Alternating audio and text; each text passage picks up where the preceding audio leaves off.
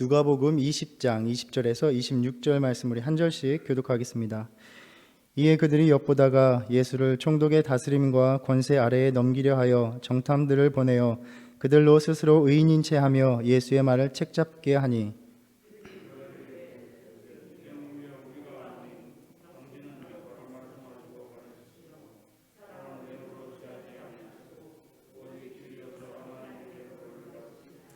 우리가 가이사에게 세를 바치는 것이 옳으니까 옳지 않으냐이까 하니, 데나리온 하나를 내게 보이라. 누구의 형상과 글이 있느냐? 대답하되 가이사의 것이니이다.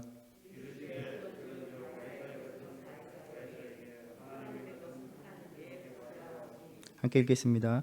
그들이 백성 앞에서 그의 말을 능히 책잡지 못하고 그의 대답을 놀랍게 여겨 침묵하니라. 아멘.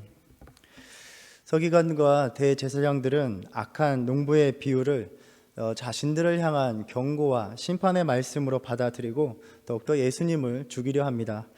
그러나 정작 주님은 이 이야기를 통해서 하나님께서 그 사랑하시는 아들을 보내시기까지 얼마나 용서하기를 원하시는지를 보여주시고자 했습니다. 완악한 마음이 하나님의 말씀, 하나님의 사랑을 어떻게 받아들이는가를 보여줍니다. 말씀 속에 담긴 하나님의 사랑을 보려고 하지 않습니다.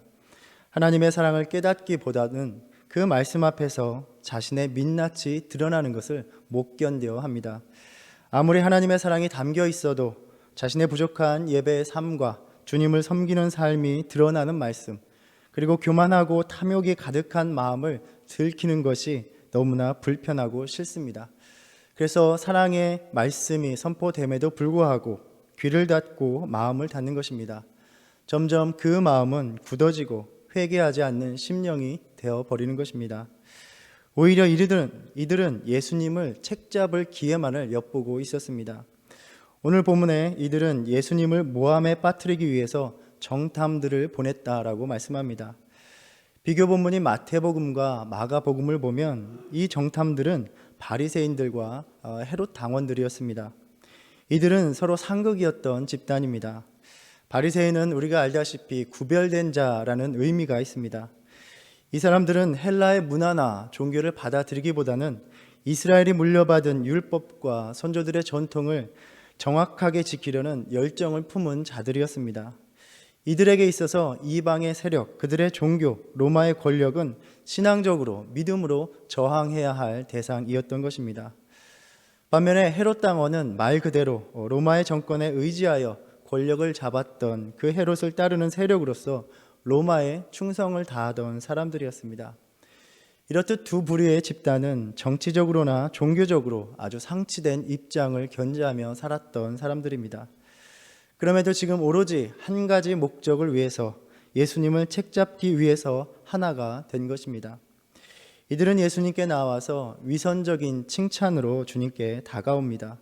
그러면서 자신들의 의도를 감춥니다. 선생님이여, 우리가 아노니 당신은 바로 말씀하시고 가르치시며 사람을 외모로 취하지 아니하시고 오직 진리로서 하나님의 도를 가르치시나이다. 선생님이여 라고 부르면서 예수님을 상당히 존경하는 것처럼 말을 합니다. 그러나 이들은 결코 예수님의 가르침을 진지하게 받들지 않았던 사람들이었습니다. 만일 그랬다면 이들은 예수님의 선포한 말씀을 듣고 회개하며 나왔을 것입니다. 이들이 다가와서 던진 질문은 세금에 관한 것이었습니다. 가이사에게 세를 바치는 것이 옳으니까 옳지 않으니까. 오늘날도 그렇듯이 세금이란 것이 언제나 부족한 자들에게는 큰 부담이 되는 것이고, 더욱이 이 당시에는 이방 세력이 그들의 삶에 부과하던 무거운 짐이었습니다. 로마 황제에게 세금을 바치지 말라 하면 바로 그 자리에 있던 로마를 따르던 헤롯 당원들이 트집을 잡을 것입니다. 황제에 대항하는 사람으로서 로마의 법정에 고소를 당할 것입니다. 그리고 지금 모든 백성들이 함께 듣고 있습니다. 예수님께서 로마 황제에게 세금을 바치라라고 말을 한다면 하나님만을 섬겨야 한다는 그 율법에 따라 그 율법에 비추어 볼 때 그는 하나님의 보내심을 받은 선지자로 비춰질 수가 없을 것입니다. 백성들로 하여금 예수가 자신들이 바라던 하나님이 보내신 그 메시아가 되지 못함을 드러내려는 술책으로서 백성들의 마음을 떠나가게 하는 반면에 또 이방의 압제와 억압에 분개해 있던 백성들의 마음에 기름을 붓게 하려는 것과 같습니다. 이들은 예수님께 다가와서 예수님의 대답을 요구합니다. 앞에서 위선적인 칭찬에 바로 그 의도가 담겨 있었던 것입니다. 진실이 하나님의 뜻을 말씀하시고 가르치시는 분이다 라고 지켜 세움으로써 당신은 사람들을 의식하거나 이 상황을 모면하기 위해서 형식적으로 대답할 뿐이 아닙니다. 하나님의 뜻을 명확하게 말씀하실 분이다 라는 그러한 칭찬으로 예수님께 올무를 씌우고 있는 것입니다. 예수님께서 대답하심으로 스스로를 범죄자로 만들도록 유도하고 있습니다. 그러나 예수님께서는 자신을 정치적이고 종교적인 궁지로 몰아넣고 고소할 근거를 찾으려는 이들의 의도를 간파하고 계셨습니다. 데나리온 하나를 보이라 하시면서 누구의 형상이 있느냐라고 물으십니다. 당시의 로마는 로마의 주화를 통해서 그 세금을 거두었는데 이 주화에는 로마 황제 가이사의 신적인 통치를 말해주는 화상, 형상과 글이 새겨져 있었습니다. 그 앞면에는 로마의 황제의 형상과 함께 티베리우스 카이사르, 신성한 아우구스투스의 아들이라는 문구가 새겨져 있었고 뒷면에는 폰티펙스 막시무스라는 글귀가 있는데 이 말은 고대 로마의 그러한 국가 사제단의 최고 사제, 이스라엘로 얘기하면 대제사장을 가리키는 말이라고 합니다. 또한 황제의 어머니인 리비아가 오른손에 올림피아의 호를 쥐고 또 왼손에는 감람나무 가지를 들고 신들의 보좌에 앉아서 하늘의 평화를 주는 그러한 인물로 그려져 있다라고 합니다. 그러니까 이러한 주화는 황제의 지배하에 있던 모든 사람들에게 신적인 권력을 가진 가이사의 현존을 주장하면서 그에 따른 경배를 요구하였던 상징이었습니다. 당연히 하나님만을 섬기던 이스라엘 백성들에게는 로마의 정치적인 또 경제적인 억압과 압제와 더불어서 신성 모독과 우상 숭배를 의미하는 것이었습니다. 그래서 이 로마에 바치는 그 세금에 관해서는 특히 갈릴리 사람들에게 상당히 민감한 선동적인 문제였다라고 합니다. 유대인 역사가 요세푸스에 의하면 기원전 주전 6년에 갈릴리 사람 유다는 로마의 세금을 바치는 것이 하나님께 반역이다라는 선언을 했다고 합니다. 그런데 주님께서 사람들에게 데나리온 하나를 내게 보이라라고 말씀하셨을 때 그들이 아주 손쉽게 그 데나리온을 보였다는 것은 그들의 손에 이미 그 주화가 들려 있었다는 것이고 그들이 가지고 행하던 정치적이고 종교적인 위치, 그 삶을 반증해 주는 것입니다. 이미 가이사의 초상이 새겨져 있는 동전을 사용하면서 그렇게 로마가 부여하고 있는 정치적이고 경제적인 혜택을 누리며 살아가고 그렇게 섬기며 살아가고 있었던 사람들입니다. 자신들이 이미 로마의 주화를 사용하면서 로마를 섬기고 있으면서도 마치 가이사에게 세를 바치는 것은 율법을 어기는 것은 아닙니까? 라고 주님께 묻고 있는 것입니다. 15절 말씀과 같이 외식함, 가식이 가득한 자들이었습니다. 누구의 형상과 글이 있느냐라고 물으실 때 거기에는 당연히 가이사의 형상이 있었고 글귀가 있었습니다. 가이사의 것이니이다 라고 대답하였고 주님께서는 그런즉 가이사의 것은 가이사에게 하나님의 것은 하나님께 바치라 라고 말씀하셨습니다. 이 예수님의 답변은 적대자들이 의도한 정치적인 논쟁과 반발을 침묵게 할 만큼 참 지혜로운 답변이었습니다. 제사장들이나 백성들의 분노를 일으키지 않고 또 헤롯 당원들의 트집을 피할 수 있는 답변이었습니다. 그래서 우리는 예수님의 이 답변을 들으면서 우리가 앞에서 나누었던 성전에서 행하시고 가르치시는 그 예수님의 권위에 대한 질문에 그 주님의 답변을 보면서 예수님께서 그 상황을 참 잘 대처하셨구나라는 생각을 한다면 주님의 답변은 참 애매하고 우리의 그러한 이해는 충분치 못하다는 것입니다. 오늘날 우리에게 이 사건을 전해주시면서 하나님의 말씀으로 하나님의 뜻을 담긴 그 말씀으로 전해주신 뜻이 그저 예수님께서 그 적대자들에게 달변으로 응대하셨다는 것을 말씀하기 위함은 아닐 것입니다. 과연 예수님은 그런즉 가이사의 것은 가이사에게 하나님의 것은 하나님께 바치라라는 이 선언을 통해서 무엇을 말씀하시고자 했던 것일까 우리는 묵상해 보게 됩니다. 여기에 대해서는 다양한 의견들, 다양한 해석들이 제시되었습니다. 그래서 이 말씀은 예수님께서 로마 제국에 대한 종교와 정치 관계에 대한 윤리적인 지침을 제시하는 그러한 말씀이다라고 이해되곤 했습니다. 첫 번째로는 좁은 의미에서 성과 속의 구분입니다. 세속적인 곳에 교회는 관여하지 말고 오직 영적인 일에만 전념해야 한다라는 그러한 주장을 뒷받침해주는 말씀으로 이해하는 것입니다. 또 같은 맥락에서 정교의 분리를 의미하는 말씀으로 이해하기도 합니다. 그래서 교회는 세속 정치에 대해서 다소 타협적이고 무관심한 입장을 내비쳐야 한다는 것입니다. 정치, 사회적 영역에서 어떠한 일이 일어나든지 심지어 불의와 억압이 일어나더라도 교회는 그저 기도만 하고 영적인 문제만 다루어야 한다라는 것입니다. 그런데 이러한 이해와 입장은 오히려 세속 권력을 묵인함으로 타협하고 또 세속 권력에 종속하는 결과를 낳아버리기도 하였습니다. 그리고 또 하나는 그저 이 말씀을 세금에 관한 문제를 다루는 말씀으로 이해하는 입장입니다. 그래서 로마에 바치는 세금, 사람마다 바치는 인두세와 하나님의 것으로 성전에 바치는 성전세를 구분해야 한다라는 말씀이다라고 이야기하기도 합니다. 오늘날로 이야기한다면 기독교인들 역시 올바른 시민으로서 세금을 충실히 내야 한다라는 그러한 가르침으로 이해하는 것입니다. 물론 우리는 기독교인으로서 사회에서도 모범을 보여야 합니다. 그러나 이것이 주님께서 말씀하시는 핵심이라고 보기에는 무언가 애매하고 충분치 않아 보입니다. 이 예수님의 말씀 속에서 우선 가이사의 것은 무엇이고 하나님의 것은 무엇을 의미하는가라는 질문이 생깁니다. 우리가 살아가는 이 세상에는 하나님의 것이 있고 가이사의 것이 있나 보다라는 생각을 할 수도 있습니다. 그러나 그러한 사고는 마치 우리가 살아가는 모든 세상 속에서 하나님이 침범할 수 없는 가이사의 영역이 있다라는 식의 오해를 낳을 수도 있습니다.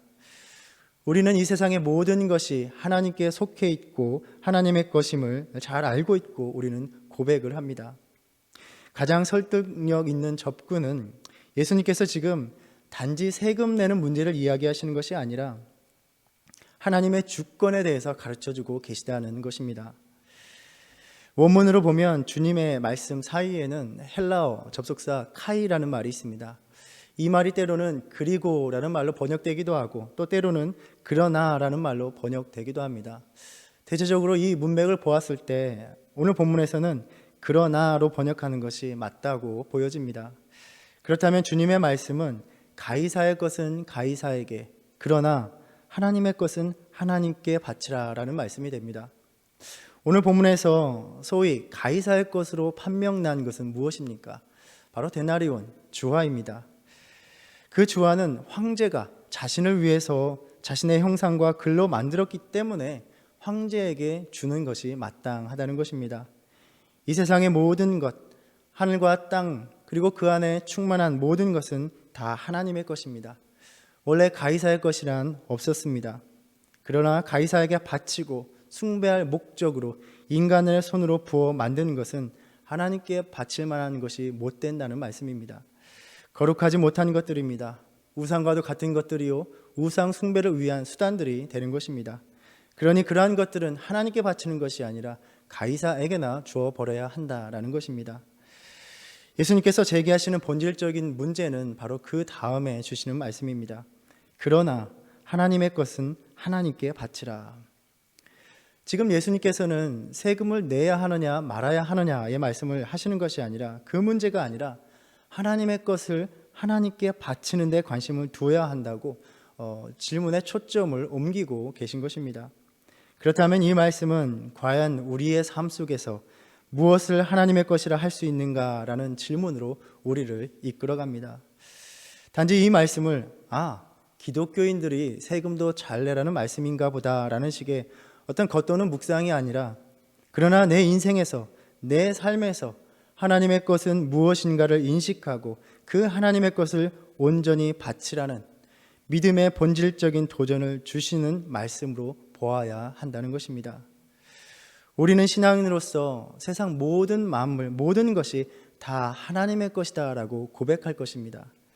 그런데 주님은 하늘과 땅의 모든 충만한 것이 하나님의 것임을 인정하고 고백하라고만 하신 것이 아니라 하나님의 것은 하나님께 바치라고 명하고 계십니다. 어제 말씀을 통해서 악한 농부들의 비유를 나누었습니다. 이 농부들 역시 그 밭의 소유주가 또 그 소출이 주인에게 돌려져야 함을 다 인정하고 알고 있었을 것입니다. 그러나 그들이 악했던 것은 마땅히 주인에게 바칠 것을 바치지 않았기 때문이었습니다. 특히 오늘 본문 말씀에서 이 주화의 특징에 빗대어 하나님의 것은 과연 무엇인가라는 것을 묵상해 볼 수 있을 것 같습니다. 무엇을 위해 만들어졌고 어떻게 사용되어지는가, 또 그 안에 무엇이 있는가 하는 점입니다. 이사야서 43장 21절에 이 백성은 내가 나를 위하여 지었나니 나를 찬송하게 하려 함이니라 라고 말씀하셨습니다. 만든 목적이 무엇인가 라는 점입니다. 가이사는 자신을 위해서 주화를 만들었습니다. 그리고 예수님은 그것이 가이사의 것이다 라고 말씀하십니다.